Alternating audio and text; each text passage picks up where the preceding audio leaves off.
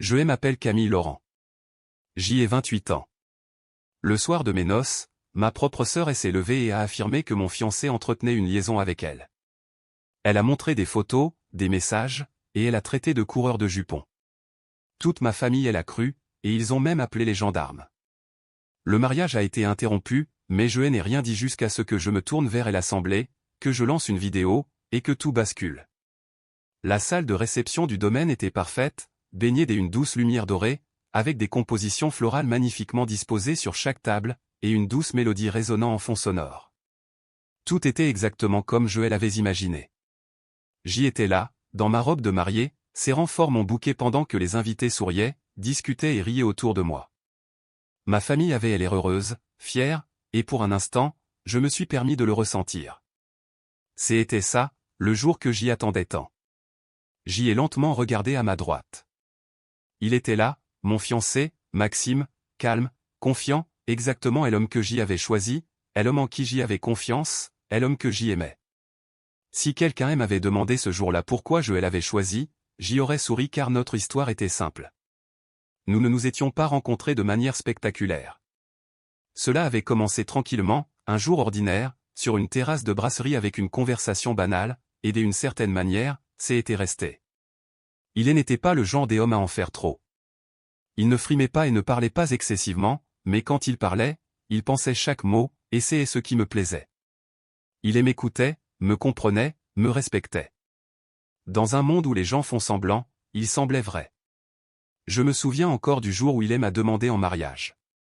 Il n'y avait pas de grande foule, pas de célébration bruyante, juste nous deux lors d'une soirée tranquille sur les quais de Seine. Il m'a regardé, un peu nerveux, et a dit « Je ne te promets pas une vie parfaite, mais je te promets que je ne te mentirai jamais. » C'était tout. Pas de grandes phrases sophistiquées, mais je l'ai cru car à cet instant, je pouvais voir la vérité dans ses yeux. Et j'y ai dit « Oui ». Après cela, tout est allé très vite. Les familles se sont rencontrées autour d'un grand repas dominical, les préparatifs ont avancé, la date a été fixée à la mairie puis au domaine, et avant même de m'en rendre compte, j'y étais là, sur le point de devenir sa femme. Je l'ai regardé à nouveau, et il a doucement serré ma main. Un petit sourire, une promesse silencieuse. Tout semblait parfait. La cérémonie laïque a commencé alors que les invités s'installaient et que la musique s'adoucissait. L'officiant a commencé à prononcer des mots sur l'amour, la confiance et l'engagement. J'y écoutais en silence, essayant de m'imprégner de l'instant. C'est le moment, ai-je pensé. Après cela, nous serons officiellement mari et femme. Mon cœur s'est mis à battre un peu plus fort. Pas de peur, mais d'excitation. Une nouvelle vie, un nouveau départ. J'y ai jeté un coup d'œil vers ma famille. Ma mère souriait. Mon père avait l'air fier. Et puis mes yeux se sont posés sur ma sœur, Chloé. Elle se tenait un peu à l'écart, observant la scène. Son expression était difficile à déchiffrer. Elle ne souriait pas, elle n'avait pas l'air contrariée, elle observait simplement. Pendant une seconde, quelque chose m'a paru étrange, mais je l'ai ignoré. Peut-être que je me faisais des idées. C'était un grand jour. Chacun réagit différemment. J'y ai détourné le regard et me suis reconcentré sur la cérémonie alors que l'officiant continuait de parler. Et nous sommes arrivés au moment de l'échange des vœux. Mon cœur a raté un battement. C'était ça. Plus que quelques instants, quelques mots, et tout allait changer.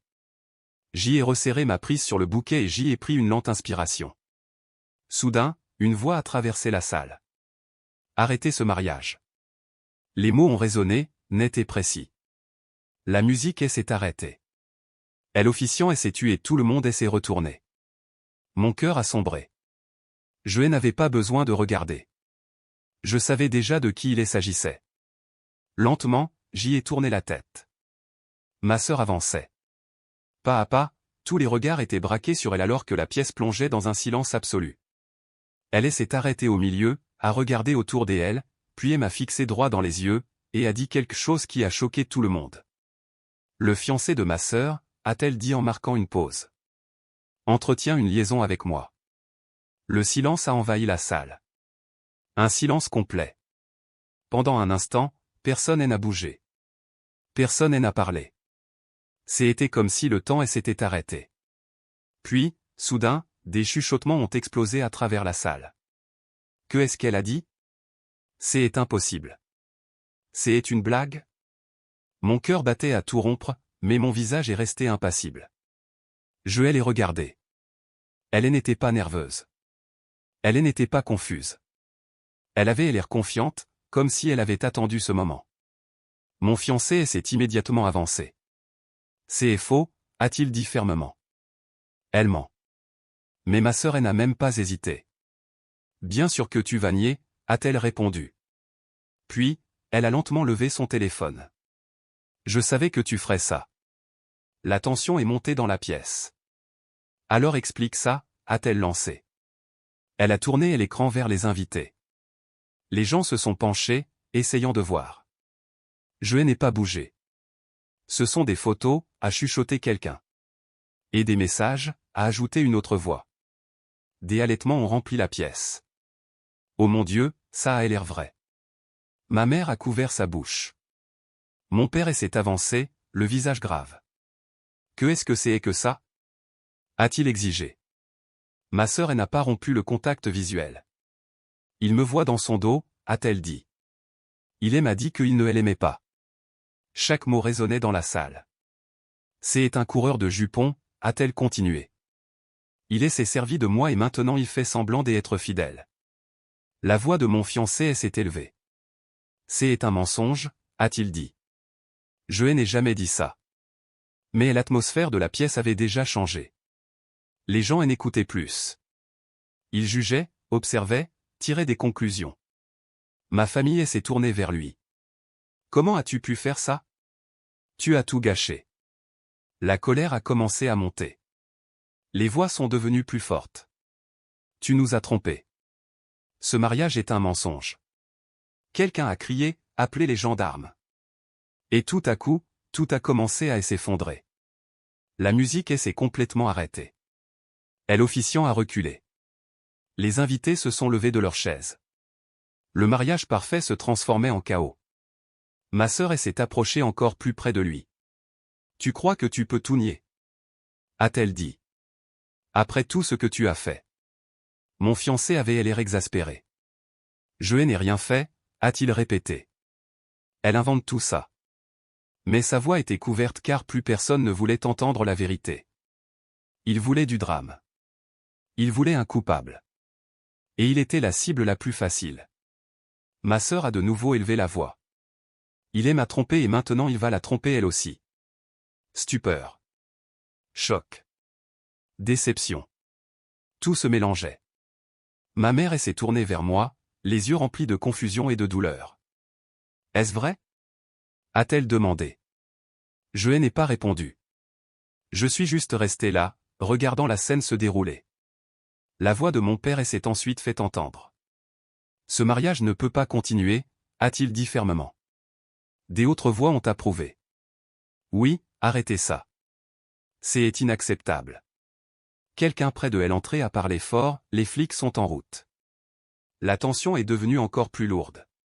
Le côté du marié avait l'air mal à l'aise. Ma famille semblait furieuse. Et au centre de tout cela se tenait ma sœur. Calme, confiante, comme si elle avait déjà gagné. Tout le monde parlait. Tout le monde réagissait. Tout le monde choisissait son camp, sauf moi. Je n'avais pas prononcé un seul mot, pas un. Et lentement, les gens ont commencé à le remarquer. Les chuchotements ont changé. Pourquoi est-elle si silencieuse? Pourquoi ne dit-elle rien?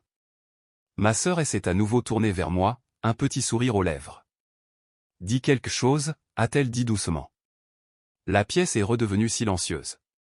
Tous les regards étaient fixés sur moi, attendant que je pleure, que je m'effondre, que j'y annule tout. J'y ai pris une lente inspiration, je l'ai regardé, puis je l'ai regardé lui, puis tout le monde, et finalement j'y ai parlé. Avant que vous ne décidiez quoi que ce soit, ai-je dit calmement, il y a quelque chose que vous devriez voir. Une pause. La confusion s'est propagée dans la pièce. Le sourire de ma sœur s'est légèrement estompé. Je me suis lentement tourné vers elle assemblée et j'y ai fait un pas en avant. Parce que ceci, ai-je continué doucement, n'est pas toute l'histoire. La salle est retombée dans le silence. Tous les yeux étaient fixés sur moi. Et c'est à ce moment-là que J ai tendu la main vers l'écran géant. La salle entière est devenue silencieuse. Pas de chuchotement, pas de mouvement, juste des yeux qui me regardaient. J'y ai pris la télécommande lentement. Mes mains étaient fermes, elles ne tremblaient pas, je n'étais pas nerveuse car ce moment, je l'avais déjà vécu dans ma tête. J'y ai regardé ma sœur. Pour la première fois, son assurance avait un peu disparu. Puis je me suis tourné vers tout le monde. Vous avez tous vu ces preuves, ai-je dit calmement. Des photos, des messages. J'y ai fait une pause. Mais vous n'avez posé aucune question. La pièce est restée silencieuse. D'où viennent-ils? Les gens ont échangé des regards. La confusion a commencé à se répandre. Ma sœur s'est rapidement avancée. Elle n'essaie pas de déformer les choses, a-t-elle dit d'un ton sec. Mais je ne l'ai même pas regardé. À la place, j'y ai appuyé sur lecture. L'écran derrière nous s'est allumé. Au début, c'était juste une vidéo normale. Une pièce. Un espace calme. Puis elle est apparue. Ma sœur. La salle a eu un mouvement de recul. Elle se tenait à l'intérieur d'un petit café parisien, nerveuse, agitée, et puis il est entré. Mon fiancé. La vidéo avait un son clair. Tout le monde s'est penché en avant. Tu es enfin venu, a dit ma sœur dans la vidéo. Sa voix était plus douce, différente. Mon fiancé avait l'air confus. Tu as dit que c'était important, a-t-il répondu. Elle a souri, puis a fait un pas de plus. Je vais le dire clairement, a-t-elle dit. Une pause. Tu me plais. La salle est devenue complètement silencieuse. Sur l'écran, elle a continué, non, je t'aime. Des murmures de choc ont rempli la pièce. Ma sœur, devant moi, s'est figée. Son visage a pâli. Quitte-la, a dit la version vidéo d'elle-même. Épouse-moi à la place. Le choc s'est propagé sur tous les visages. Nous aurons une vie meilleure, a-t-elle continué. Meilleure que celle-ci. Mon fiancé, dans la vidéo, a reculé. Non, a-t-il dit clairement. Le mot a résonné. Je ne suis pas intéressé par toi. La pièce retenait son souffle. C'est elle que j'aime, a-t-il ajouté. Un silence lourd, inévitable. Ma sœur, dans la vidéo, ne souriait plus. Son expression a changé. Froide. Si je ne peux pas t'avoir, a-t-elle dit lentement, alors personne ne t'aura. La vidéo s'est coupée. Écran noir. Silence dans la salle. Personne n'a bougé. Personne n'a parlé. Tous les regards se sont lentement tournés vers elle. Ma sœur. Ses lèvres tremblaient. C'est un montage, a-t-elle chuchoté, mais sa voix n'avait aucune force. Personne ne l'a cru. Plus maintenant. Je me suis avancé, calme, déterminé. Il m'a tout dit, ai-je prononcé doucement. Je le savais avant ce mariage. Le choc a de nouveau frappé l'assemblée. Je savais pour sa déclaration. Je connaissais son plan. Je l'ai regardé droit dans les yeux. Et je savais que c'est exactement ce que tu ferais. Elle a reculé. Non, tu mens. Mais j'y ai continué. Tu as créé de faux messages, retouché des photos, juste pour le détruire. Ma voix ne s'est pas élevée. Ce n'était pas nécessaire. La vérité était déjà plus forte que tout le reste. Ma mère s'est avancée, le visage rempli de colère et de douleur. Et sans crier gare, clac. Le bruit d'une gifle a résonné dans la salle. Ma sœur a titubé en arrière. Comment as-tu pu faire ça? A pleuré ma mère. Des larmes coulaient sur son visage. Tu as essayé de détruire la vie de ta propre sœur. Mon père s'est avancé à son tour, l'expression froide, déçue. Il n'y a pas de place pour les mensonges dans cette famille, a-t-il dit fermement. Sors. Le mot a frappé plus fort que n'importe quoi d'autre à cet instant. Ma sœur se tenait là, tremblante, brisée, mais personne ne s'est avancé pour l'aider car maintenant tout le monde connaissait la vérité. Lentement, elle s'est retournée et est partie, seule. La salle est restée silencieuse pendant quelques secondes. Puis tous les regards se sont tournés vers moi. Vers nous. J'y ai regardé mon fiancé. Ses yeux ont croisé les miens. Pas de peur, pas de doute, juste la vérité. J'y ai fait un pas vers lui, puis un autre, et j'y ai dit doucement, maintenant, devrions-nous continuer? Un petit sourire est apparu sur son visage. Elle officiant avait l'air incertain, mais mon père a hoché la tête. Continuez, a-t-il dit. La cérémonie a repris, cette fois sans mensonge, sans doute, juste avec la vérité. Et quand ce fut enfin terminé, quand nous fûmes officiellement mari et femme, j'y ai pris une profonde inspiration.